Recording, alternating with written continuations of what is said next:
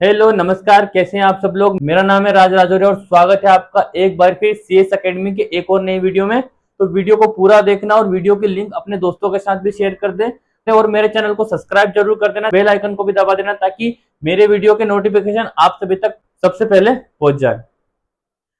तो टॉपिक को स्टार्ट करने से पहले मैं आपको एक जरूरी बात और बता देना चाहता हूं, क्योंकि आज जो हम पढ़ने वाले हैं वो टॉपिक हमारा एग्जाम के पॉइंट ऑफ व्यू से बहुत ज्यादा महत्वपूर्ण और इम्पोर्टेंट होने वाला है और एग्जाम में हर बार इससे कुछ ना कुछ पूछा ही जाता है। तो इस टॉपिक को मेरे साथ आप लोग बहुत ध्यान से पढ़िए, एक एक चीज को बहुत बारीकी से और बहुत ध्यान से हम पढ़ने वाले हैं। तो आप मेरे साथ बने रहिए और वीडियो को पूरा जरूर देखें। हमने पढ़ लिया था न्यूट्रिशन के टाइप, न्यूट्रिशन के प्रकार। ठीक है, अब हम आगे बढ़ रहे हैं। हम पढ़ रहे हैं न्यूट्रिशन इन ह्यूमन, मनुष्य में पोषण। तो मनुष्य के अंदर जो पोषण होता है वो कितने चरणों में होता है? 5 चरणों में होता है। मनुष्य कौन? हम मनुष्य। तो इस टॉपिक से हम भली भांति परिचित हैं, हम बहुत अच्छे से इस प्रोसेस को जानते हैं, बट हम उसको समझ नहीं पाते। तो क्या करते हैं, इस टॉपिक को समझने के लिए हमें इस चीज से कनेक्ट होना पड़ेगा। कैसे? जब भी इस टॉपिक को पढ़े हर एक पॉइंट को अपने आप से कनेक्ट करके देखना।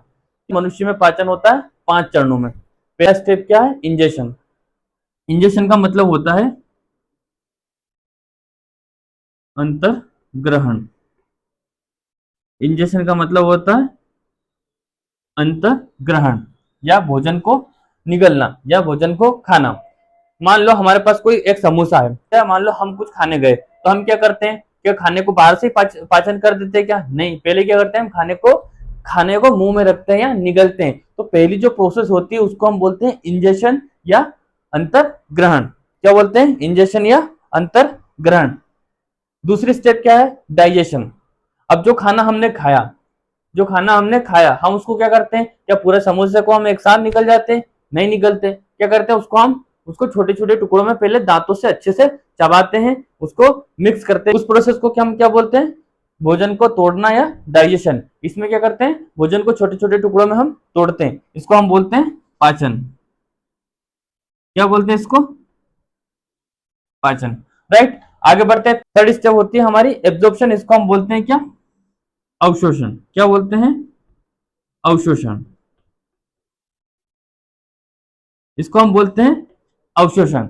अब इस स्टेप में क्या करते हैं? जो खाना हमने खाया, जिस खाने का हमने पाचन कर लिया, और उस पाचन में से जो भी जरूरी न्यूट्रिएंट होते हैं उन्हें हम क्या करते हैं? उनका हम अवशोषण कर लेते हैं। इस क्रिया को बोलते हैं एब्जॉर्प्शन।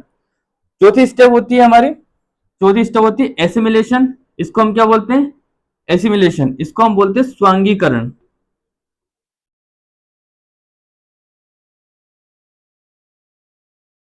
इसको हम बोलते हैं स्वांगीकरण। इस प्रोसेस में क्या करते हैं? जो जरूरी न्यूट्रिएंट हमने क्या करा, अवशोषित करे थे, उन न्यूट्रिएंट्स का उपयोग करते हैं हम जरूरी कामों को करने में। उसको हम बोलते हैं एसिमिलेशन, खाने का उपयोग करना। जो भोजन हमने किया, जो भोजन से हमें एनर्जी, ऊर्जा मिली, उस ऊर्जा का उपयोग करना, उसको ही हम क्या बोलते हैं? एसिमिलेशन। उसके बाद फिफ्थ स्टेप आती है हमारी इजेशन। इजेशन का मतलब होता है उत्सर्जन। इजेशन का मतलब क्या होता है? उत्सर्जन।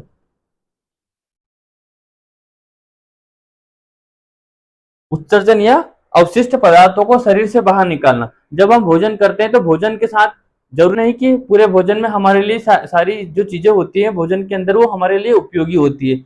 भोजन में कुछ अनुपयोगी चीजें भी रहती है जिन्हें शरीर से बाहर निकालना जरूरी होता है, तो उन्हें शरीर से बाहर निकालने की प्रोसेस को हम बोलते हैं इजेशन या उत्सर्जन। ठीक है, आइए एक एक चीजों को हम डिटेल में पढ़ेंगे। आगे समझ में कि मनुष्य के अंदर जो पाचन होता है वो कितने चरणों में होता है? वो 5 चरणों में होता है। इंजेशन, डाइजेशन, एब्जॉर्प्शन, एसिमिलेशन और इजेशन। अंतर्ग्रहण, पाचन, अवशोषण, स्वांगीकरण और उत्सर्जन। इन 5 चरणों में मनुष्य में पाचन खत्म हो जाता है, न्यूट्रिशन खत्म हो जाता है। एक एक को डिटेल में पढ़ेंगे। ठीक है, आगे बढ़ते हैं तो हम एक एक पॉइंट को बहुत ध्यान से और डिटेल में समझेंगे। हमने पढ़ा न्यूट्रिशन, हमारा मनुष्य के अंदर जो न्यूट्रिशन होता है वो कितने चरणों में होता है? वो होता है 5 चरणों में। इंजेशन मतलब क्या होता है? इंजेशन मतलब क्या होता है? The process of taking food, खाने को लेना या खाने को खाने की जो फर्स्ट स्टेप होती है जिसमें हम खाने को मुंह के अंदर रखते हैं, उस प्रोसेस को हम बोलते हैं इंजेशन। आगे समझ में। डाइजेशन, दूसरी प्रोसेस क्या है? Digestion, break down of food into smaller components. That can be mix in blood stream. क्या पूरे खाने को हम एक साथ हमारे ब्लड में तो मिला नहीं देंगे, पहले क्या करेंगे, हम खाने को छोटे छोटे कंपोनेंट्स में, छोटे छोटे टुकड़ों में तोड़ते हैं। उस प्रोसेस को हम क्या बोलते हैं, डाइजेशन, राइट। आगे बढ़ते हैं। थर्ड स्टेप होती है हमारी एब्जॉर्प्शन, इसको बोलते हैं अवशोषण।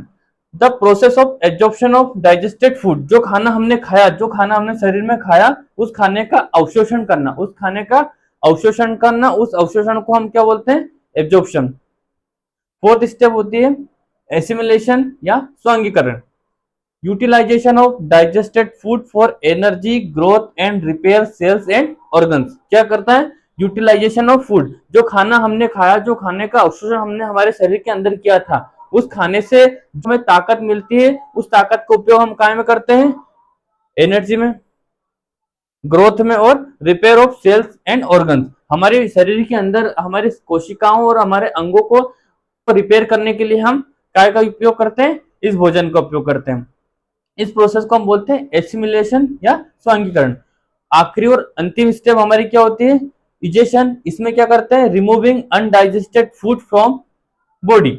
हम क्या करते हैं, जो खाना हम खाते हैं उसमें कुछ चीजें हमारे लिए उपयोगी होती है और कुछ हमारे लिए हानिकारक होती है, अनुपयोगी होती है। तो ऐसे अनुपयोगी भोज्य पदार्थों को हम क्या करते हैं, शरीर से बाहर निकाल लेते हैं, राइट। पदार्थों को बाहर निकालने की जो प्रोसेस होती है उसी को हम बोलते हैं इजेशन या उत्सर्जन। आप 5 प्रोसेस को बहुत अच्छे से, इन 5 चरणों को बहुत अच्छे से आप नोट डाउन कर लेना, क्योंकि 1 मार्क्स में भी आपसे पूछा जा सकता है कि उत्सर्जन क्या होता है, डाइजेशन क्या होता है, अवशोषण क्या होता है, ठीक है।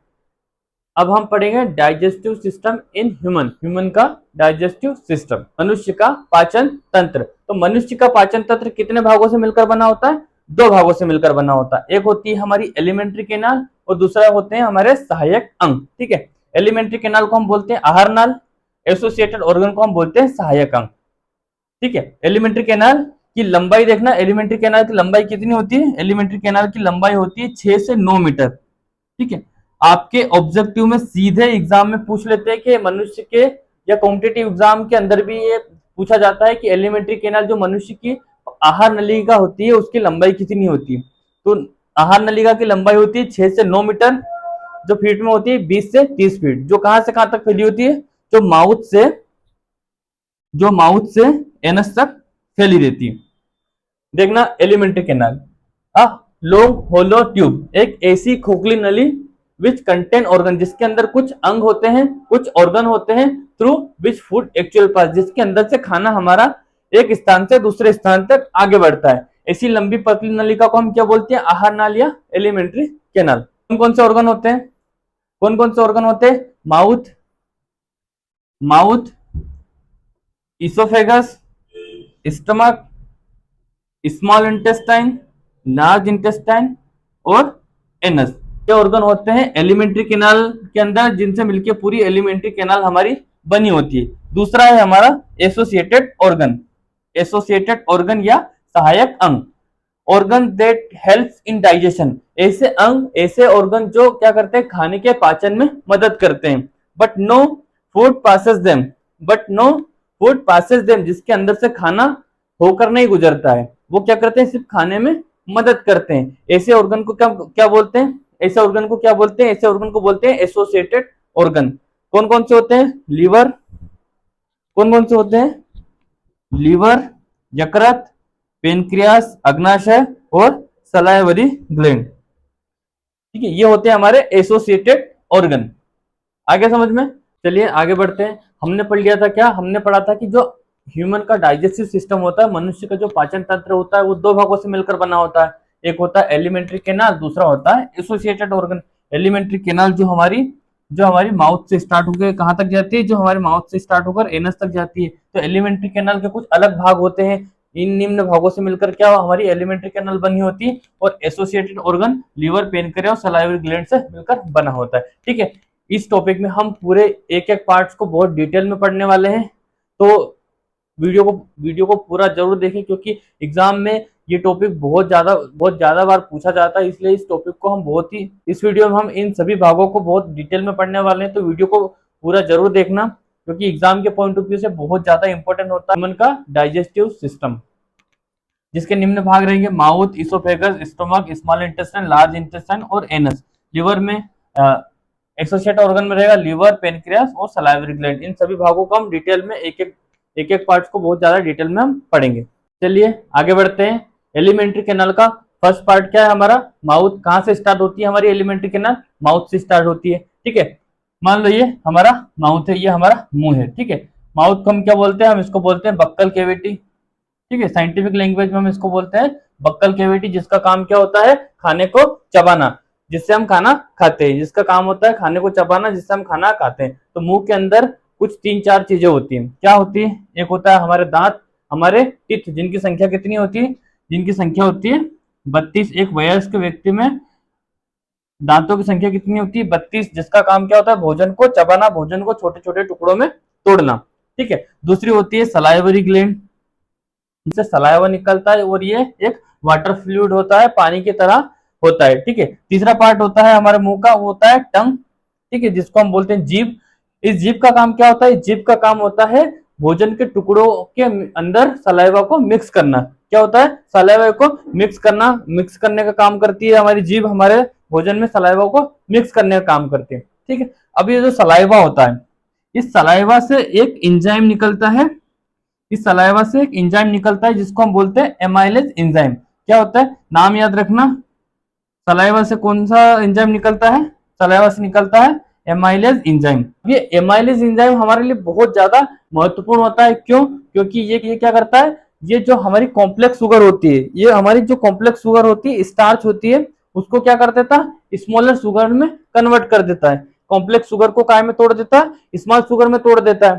ठीक है, और क्या बनाता है, और क्या बनाता है, और बनाता है माल्टोज, जो क्या होती है, एक सिंपल शुगर होती है। कहने का मतलब कि जैसे ही हमारा डाइजेशन स्टार्ट होता है, हमारा पाचन स्टार्ट होता है, तो हमारा पाचन कहाँ से स्टार्ट हो जाता है, हमारा पाचन स्टार्ट हो जाता है मुंह से। क्योंकि मुंह के अंदर क्या होती है, सलाइवरी ग्लैंड होती है, और ये सलाइवरी ग्लैंड से निकलता है सलाइवा, जिसके अंदर क्या होता है, एमाइलेज एंजाइम होता है। एमाइलेज एंजाइम क्या करता है, ये एमाइलेज एंजाइम हमारी जो भोजन के अंदर जो ग्लूकोज होती है, स्टार्च होती है, उसको क्या करता है, जो कॉम्प्लेक्स शुगर होती है, उसको स्टार्च को एक सिंपल शुगर में कन्वर्ट करते हैं, जिसको हम क्या बोलते हैं, माल्टोज कहते हैं। एग्जाम में पूछ लेते हैं एमाइलेज का काम क्या होता है, एमाइलेज का काम होता है कॉम्प्लेक्स शुगर को सिंपल शुगर में तोड़ने का काम करता है।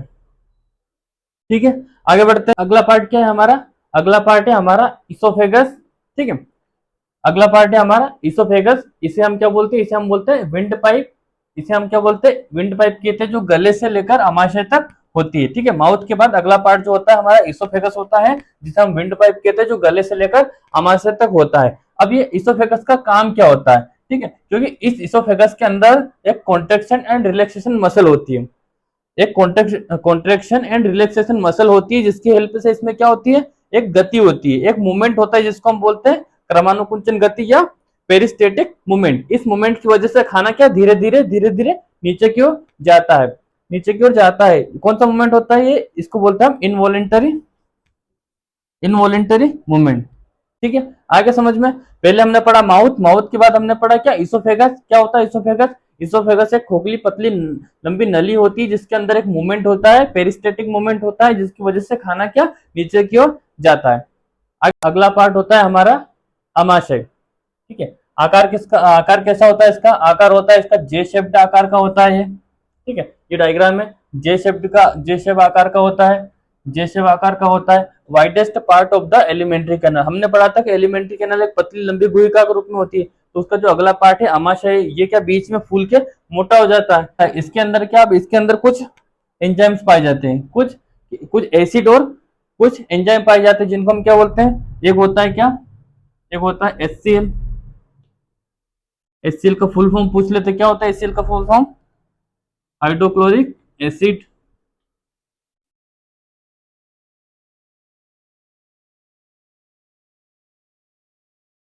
Hydrochloric acid. अब एसिड का क्या काम होता है अमाशय के अंदर, तो एसिड क्या करता है, एसिड क्या करता है, जो भोजन के साथ, हमारे भोजन के साथ जो बैक्टीरिया चले जाते हैं, जो बैक्टीरिया भोजन के साथ चले जाते हैं, बैक्टीरिया को किल करने का काम कौन करता है, HCl।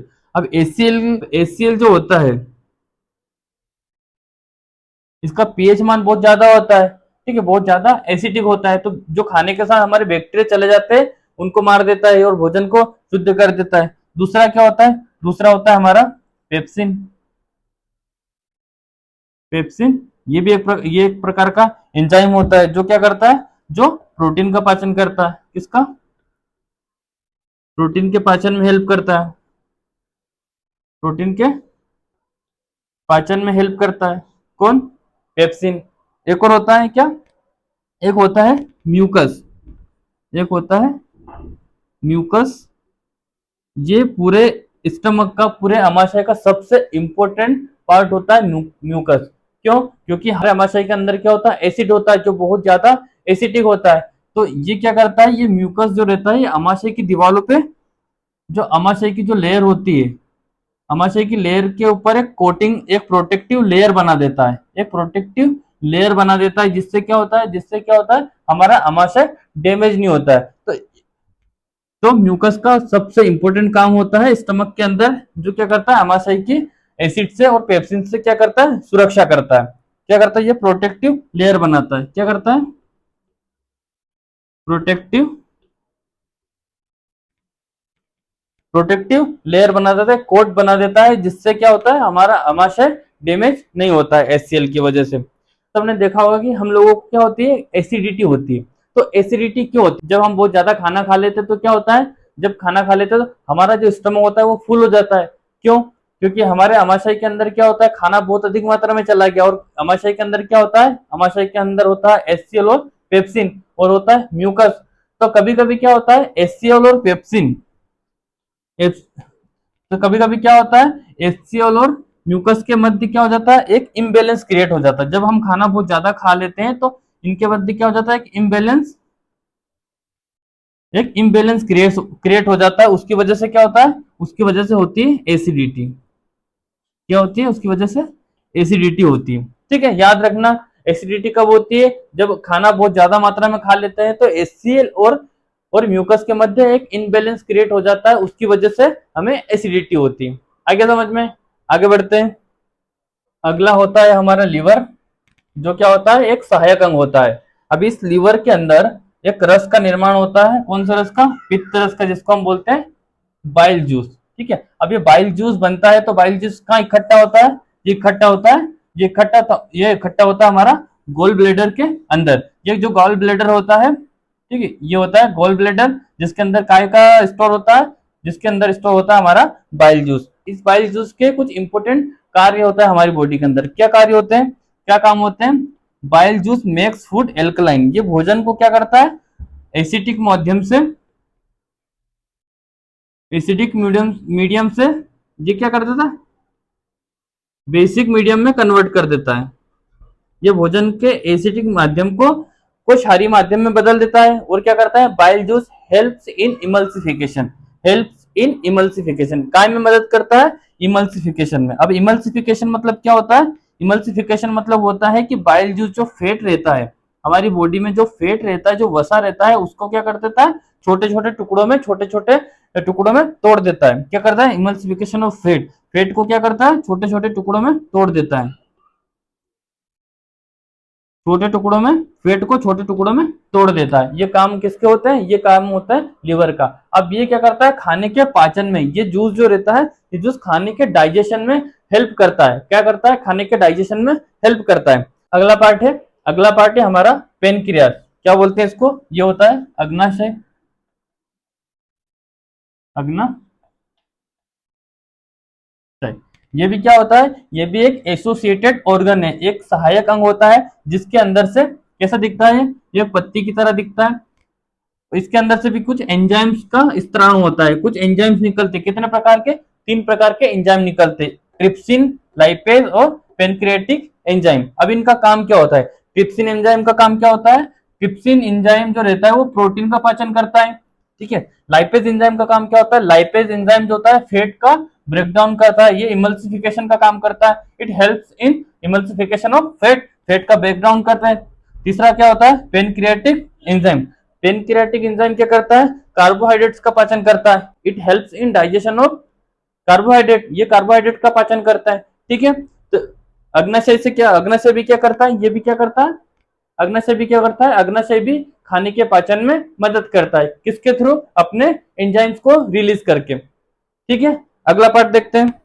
अगला क्या है, स्मॉल इंटेस्टाइन। ये हमारे पूरे डाइजेस्टिव सिस्टम का सबसे सबसे ज्यादा महत्वपूर्ण और सबसे ज्यादा महत्वपूर्ण और इम्पोर्टेंट पार्ट होता है। क्यों? क्योंकि इसके अंदर ही हमारा क्या होता है, हमारा फाइनल जो डाइजेशन होता है, उसका फाइनल जो डाइजेशन होता है वो इसी के अंदर होता है। ठीक है, अब ये क्या होता है, छोटी आंत ये होती है 5 से 7 मीटर लंबी होती है और क्या करती है कुछ इंटेस्टाइनल जूस। इसके अलावा ये कुछ एंजाइम्स का भी सिक्रेशन करती है, जैसे माल्टेज, सुक्रेज, लेक्टेज और लाइपेज। अब इनका क्या काम होता है, माल्टेज जो रहता है, माल्टेज एंजाइम कन्वर्ट कर देता है किसको, माल्टोज शुगर को कन्वर्ट कर देता है किसमें, ग्लूकोज में। ठीक है, इसमें ग्लूकोज में। इसके अलावा होता है सुक्रेज। सुक्रेज का क्या काम होता है, ये सुक्रोज को ग्लूकोज और फ्रक्टोज में कन्वर्ट कर देता है। अगला होता है लेक्टोज। ये क्या, लेक्टेज। लेक्टेज क्या करता है, लेक्टेज लेक्टोज शुगर को ग्लूकोज और गैलेक्टोज में बदल देता है। और अगला क्या है, लाइपेज। ये क्या करता है, ये लिपिड को फैटी एसिड और ग्लिसरॉल में कन्वर्ट कर देता है। ठीक है, आगे बढ़ते हैं, आगे देखते हैं आगे क्या है। अब देखेंगे हम कार्य, छोटी आंत के काम क्या होता है। तो छोटी आंत के अंदर क्या होते हैं, कुछ फिंगर लाइक स्ट्रक्चर होते हैं, कुछ फिंगर लाइक स्ट्रक्चर होते हैं। इन फिंगर लाइक स्ट्रक्चर को हम क्या कहते हैं, इन फिंगर लाइक स्ट्रक्चर को हम बोलते हैं विलाई। ठीक है, ये विलाई क्या करती है, विलाई का काम क्या होता है, विलाई का काम होता है एब्जॉर्प्शन ऑफ फूड, खाने का जो रहता है खाने का अवशोषण करने का काम करती है। ठीक है, और क्या करती है, सरफेस एरिया को इंक्रीज कर देती है, जिससे खाने का जो अब्जॉर्प्शन है, खाने का जो अवशोषण है वो ज्यादा मात्रा में हो सके। अब इसके अंदर होती है कुछ ब्लड वेसल्स। ठीक है, क्या इसके अंदर कुछ ब्लड वेसल होती है। अब जब खाने का अवशोषण इनने कर लिया, तो ये खाने का अवशोषण को जो इंपोर्टेंट जो न्यूट्रिएंट्स होते हैं, ये क्या कर देती है, ब्लड वेसल के अंदर मिक्स कर देती है, ब्लड वेसल के अंदर मिक्स कर देती है। और उस खाने को, न्यूट्रिएंट्स को हम क्या कर लेते हैं, एनर्जी में यूज कर लेते हैं, बॉडी रिपेयर करने में, हमारी बॉडी के ऑर्गन्स को, सेल्स को रिपेयर करने में हम उसका यूज कर लेते हैं। ठीक है, आगे बढ़ते हैं। अब बचा हमारा क्या, अब बचा हमारा फाइनल बड़ी आंत। आगे देखते हैं, डाइजेस्टिव सिस्टम का जो आखिरी भाग है वो क्या है हमारा, लार्ज इंटेस्टाइन या बड़ी आंत, इसको क्या बोलते हैं, कोलन। तो ये बड़ी आंत जो है ये 3 भागों से मिलकर बनी होती है। कौन कौन से 3 भाग, एक होता है कोलोन, एक होता है सीकम और एक होता है रेक्टम। ठीक है, और इसका जो अंतिम भाग होता है उसको हम क्या बोलते हैं, एनस बोलते हैं। एनस का क्या काम होता है, removal of the undigested food, removal of the undigested food, जो अनपचा खाना रहता है उसको शरीर से बाहर निकालने का काम किसका होता है, एनस का होता है। ठीक है, ये वाला जो पतला भाग रहता है इसको हम अपेंडिक्स बोलते हैं। ठीक है, ये होती है हमारी बड़ी आंत। जो इसका मेन काम क्या होता है, इसका काम क्या होता है, इसका एक ही काम होता है क्या, इसका एक ही काम होता है, कौन सा, एब्जॉर्प्शन ऑफ वाटर, पानी का अवशोषण करना। ठीक है, पानी का अवशोषण करना। और ये है हमारा पूरा डाइजेस्टिव सिस्टम का डायग्राम। इसको बहुत अच्छे से याद कर लेना, क्योंकि एग्जाम में पूछा जाता है 4 नंबर 4 मार्क्स में, 5 मार्क्स में इसको पूछा जाता है। तो पूरा नामांकित डायग्राम बना के आना, एक एक की सिस्टमेटिक बना के आना, जिससे आपका एग्जामिनर आपका कोई भी नंबर नहीं काट पाए। ठीक है, ये होता है माउथ, माउथ से नीचे आते हैं हमारा इसोफेगस, इसोफेगस के बाद हमारा लीवर, स्टमक, लिवर के अंदर होता है हमारा गाल ब्लैडर, जिसके अंदर हमारा बाइल जूस निकलता है, pancreas, large intestine, small intestine और एनस। इस तरीके से पूरा हमारा डाइजेस्टिव सिस्टम बनता है। ओके, ये पूरा हमारा डाइजेस्टिव सिस्टम का डायग्राम है, पाचन तंत्र का, मनुष्य के पाचन तंत्र का पूरा चित्र है। तो इसको बहुत अच्छे से याद कर लेना। ठीक है, यहाँ हमारा डाइजेस्टिव सिस्टम का पूरा पोर्शन खत्म हो जाता है। अगली क्लास में हम पढ़ेंगे रेस्पिरेशन